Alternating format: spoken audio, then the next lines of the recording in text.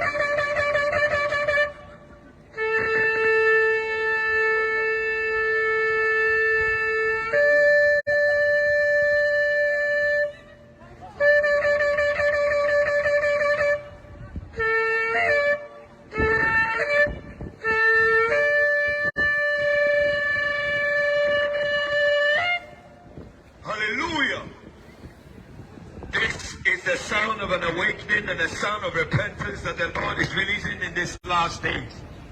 And he's calling the people of Scotland to repent because the kingdom of heaven is at hand. Because God has created a day where he will judge the world in righteousness.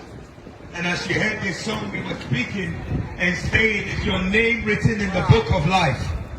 God wants to give the people of Scotland eternal life. Many of us have life insurances, financial insurances, but we do not have eternal insurance. And that eternal insurance is only found in Jesus Christ of Nazareth. The Bible says he's the way, the truth, and the life.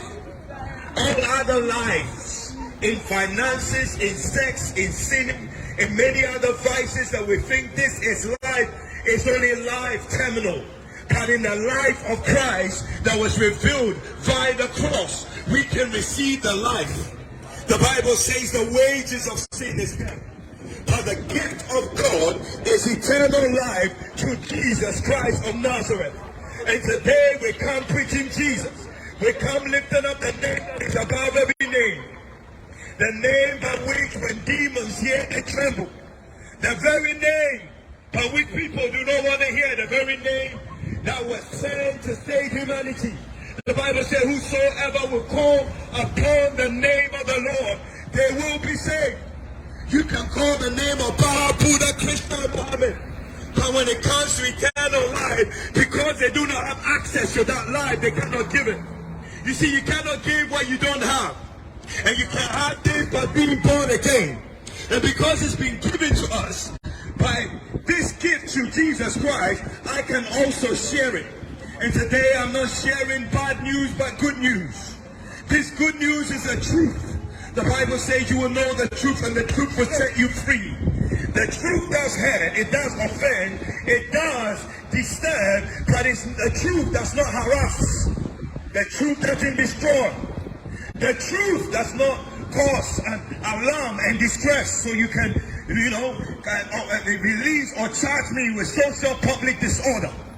But you see, when the truth is revealed, it opens your eyes. You see, many are looking for truth the wrong way, and so they join in secret societies. Many are looking for power and political seat, but selling their soul to the devil. And so we think that when we have the things of this world, our soul can rest. You see, money cannot buy happiness, and it sure can buy eternal life.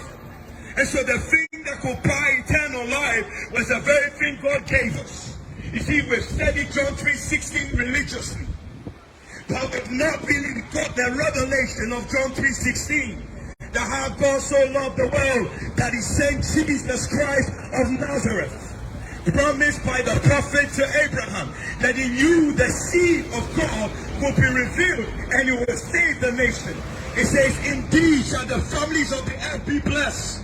And today, because of one man's obedience, through Abraham, and because of one man's obedience through Jesus Christ, who is the second Adam, we too can become partakers of his divine nature. Today, Scotland, is your name written in the book of life. Because if your name is not in that book, all I have for you is 3 words: repent and believe in the Lord Jesus. Yes. And you shall be saved. You will be saved. Repent. You see, I was once ganging with these guys right here. So I found myself in Belmarsh. And I knew I needed God. God could not do me nothing. You see, the leg could not save me. The handcuffs had me all banged up. I probably will be lying on the street dead until I encountered Jesus.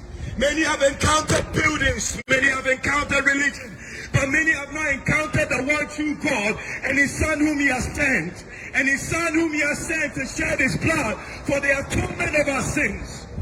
There was a man known as John the Baptist. He sees Jesus coming to the river Jordan, who knew no sin but became sin for me and you and the people of Scotland, that the people of Scotland, by repenting and believing in Jesus, can become the righteousness of God in Christ. And today in Christ we have redemption. In Catholic building, Reformed building, and all kinds of cathedrals, they just are monuments of remembrance of the person those religious figures did serve, like John Knox. They serve the one true Savior. We have the memorials of him. But having memorials of John Knox and missing the essence of his presence and his blessing to the people of Scotland, will find ourselves perishing, lap dancing with the devil with national peace, rolling and burning in darkness, except we give our life to the Lord. The very message that John Knox preached is that the people of Scotland will repent, because there is a day that God has appointed that if we don't repent, we will be judged. But you see, I come to give you this admonishment and this warning by the blast of the trumpet. And when you read Isaiah 58 verse 1, it says, lift up your voice like a trumpet. Tell the people of Scotland their sins, their transgressions. Reveal to them, so that they will know that they are men that are in sin. And if they die in their sins, they will not inherit eternal life. You see, flesh and blood cannot inherit eternal life. How can we inherit eternal life? By being born again. When we're born again, we receive the divine nature of God. If you're an atheist today, if you repent and believe in the gospel, the Bible says, except we be born again, we cannot see the kingdom. And so by being born again and regenerated and receiving the power of grace, we can see God.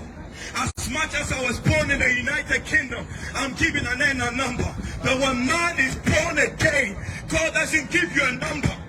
He gives you his name. He gives you eternal life. He gives you a seat in heaven.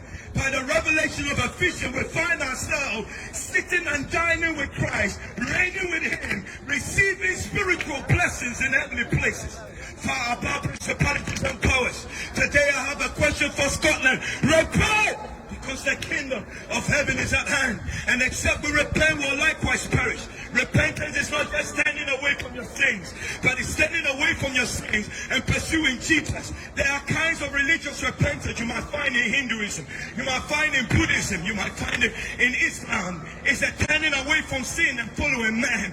But when we talk of the repentance Jesus preached, when he went about Galilee, he says, repent and believe in the gospel. Believe in Jesus. Believe in me that I am he. I am he that was prophesied by the prophet. I am he that has come to give life. I am he that was born of the Virgin Mary. I am he. I am he. He said he that believed in him. But now we believe in buildings. We believe in religious culture, religious tradition. And by religious culture and tradition, we have made the word of God to non-existence. And as a matter of fact, by our translation, we've lost the very essence of the person of Jesus. We celebrate the Christmas that we're missing Jesus. We celebrate the giving of gifts, but we're missing the giver of all gifts. We celebrate Easter to the point that we celebrate it religiously, that now it's become a day of giving Easter bunny eggs. The essence of Christmas was to reveal the power of his resurrection. The essence of Christmas was to fulfill the prophecy in Isaiah chapter 7 verse 14. that a woman shall be with a child, and his name shall be called Emmanuel. God wants to dwell among the people of Scotland. The only way Scotland will be great again, it will not because it will be independent, but it will be because they turn back to their God. Independence will not give this nation eternal life, nor will it make it great again. Our greatness is tied to a covenant of Abraham. The Bible says he that redeemed us from the curse of the law was hanged on the tree that we might be the blessing of Abraham. God speaks to Abraham and says, I will make you a great nation, and you shall be blessed, and in you the families of the earth will be blessed. If Scotland will repent for their sins, they will become great again, and they will be a blessing to the nations of the earth. They will be a blessing to Europe. The exemption from running away from the monarchy, the United Kingdom, is not what will bless or prosper us. Our prosperity is from above. For every good and perfect gift, the Bible declares it cometh from the Father of lights. Scotland, repent, for the kingdom of heaven is at hand.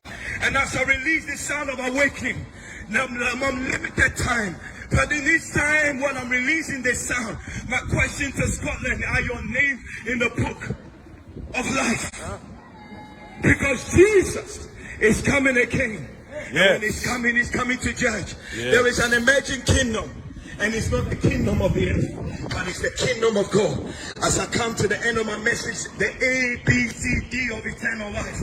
It's not the ABCD to a place, because there are many heavens, but there's only one eternal life. You see, the Muslims have the heavens. The Hindus, the Buddhists, they have a heaven, a place where they think they're going to go when they die. But there is the place, it's not where you go, it's who you will spend eternity with. Because some will find themselves spending eternity with the devil, the father of lies. And some will find themselves spending eternity with the heavenly Father in heaven, dining and communing and fellowshipping with the Father, with songs and praise and power ordained to rule here on earth. I want you to be among the number. Because when the saints go marching in, when the saints go marching in, I want to be in that number. Oh, when the saints go marching in. My question to Scotland, would you be there? Because I won't be there. Would you be there? Would you be there when we're marching in? Oh Lord, I want to be in that number.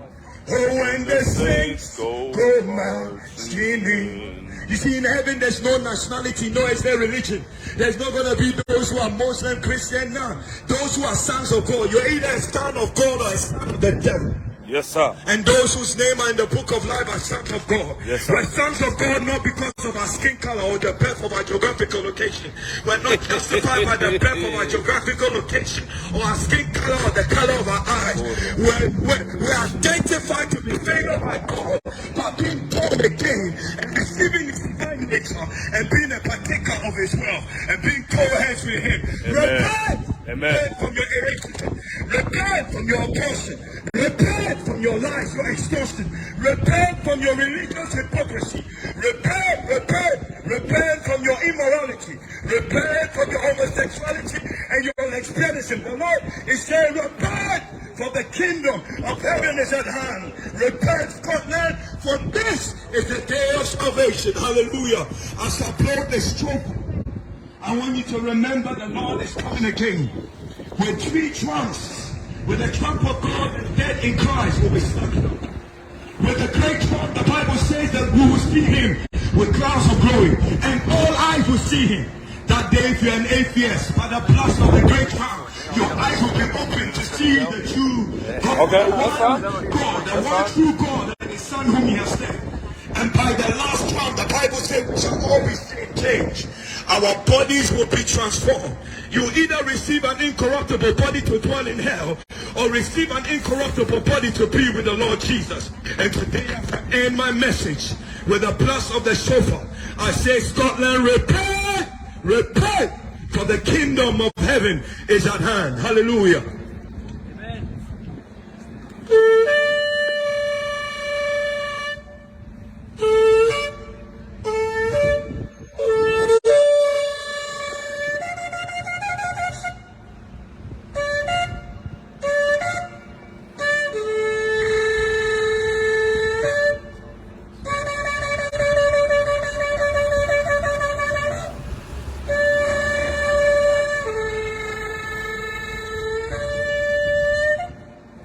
Hallelujah.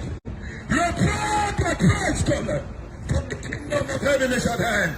And it won't be called the United Kingdom, but the kingdom of our great God who died for your sins.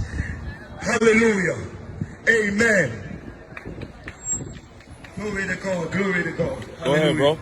Amen.